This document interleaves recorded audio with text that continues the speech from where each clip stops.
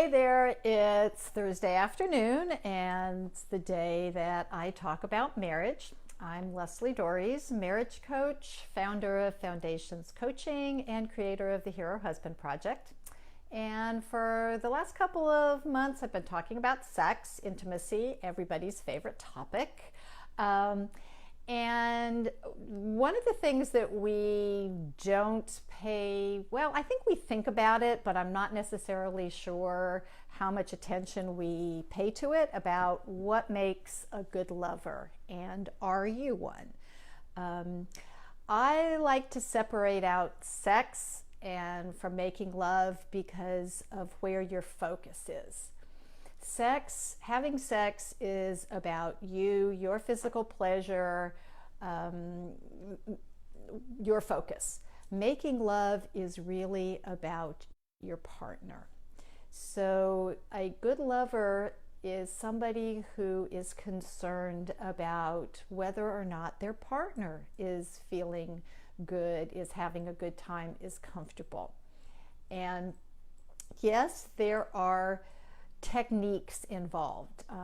You want to know how to do things, but you don't always, it's not always about technique. It's mostly about attitude. Are you focused more on what's going on with your partner, or are you more focused on what's going on with you? Now, making love and you enjoying it are not mutually exclusive, but it really does matter where your focus is. And one of the things that makes a huge difference is, are you in tune, attuned with your partner? Are you aware of how their body responds to touch, to particular positions, to particular activities? There are many people who are basically internal lovers. They actually don't do a lot of either verbal or facial expression. They kind of go inside of themselves when they are highly aroused, which can lead you to not be able to necessarily know whether or not you're having the desired effect, literally and figuratively. And this could be really tough if your partner is somebody who's a little bit more internal. And so if you are an internal person, if you tend to go inside when you're highly aroused, for you to be a good lover, for you to be a good partner, you actually have to be willing to share with your partner the things that you find enjoyable, and the things that maybe either rub you the wrong way or just don't do anything for you, because your partner can only go off of the information that you're giving them. But as a partner, paying attention to how your partner is reacting is really important. And again, sometimes this can be really subtle, and it can be difficult, and it can be frustrating. I get it.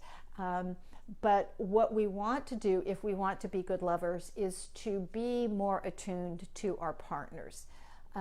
Now, I do not recommend having a conversation about sex in the middle of sex, unless it's, ow, that hurts, or wow, that feels really good, keep doing it. But because trying to give advice or correction or critique really kind of puts a damper on the situation. But for you guys to grow in your intimacy, for you guys to become as connected, as deeply connected as most people want, we have to be willing to have these conversations, which means if you don't know what feels good to you, you need to figure it out, because your partner's not a mind reader. But when you do share it with your partner, or your partner shares it with you, pay attention to it. Be willing to ask questions. Another thing that makes a good lover is being willing to learn, is not getting defensive, is not taking things too terribly personally, which I know is a really tough thing to do when we're talking about sex, because most of the time we are literally and figuratively naked. And this leaves us to be very, very vulnerable. But that's part of creating a really terrific relationship, is being able to talk about these things that are so hard to talk about. And people talk about monogamy as being boring, making love to the same person for years. Well, yes, technically that person is the same physical person, but we change over time. Our bodies change, especially if you're a woman who's had a child. There can be all different kinds of things post birth that you didn't have pre-birth. Everything moves as we get older. Things move, things change. So we're not really making love to the same person. We don't stay the same emotionally. Hopefully we grow, and we grow together. But being a good lover means taking all of these things into account and being willing to learn. Now, and I'm going to tell you, there are people out there who will teach you about this, not just the techniques, but also how to create the right ambiance, create the right environment for healthy and physically enjoyable and emotionally enjoyable sex.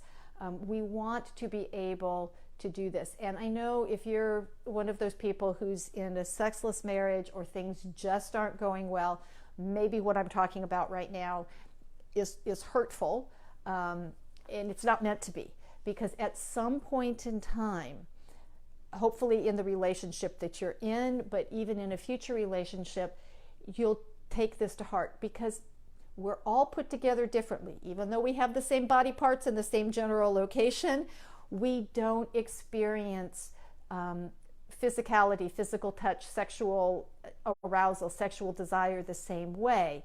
And we have to be willing to learn about it. And I was going to say, none of us start out knowing everything.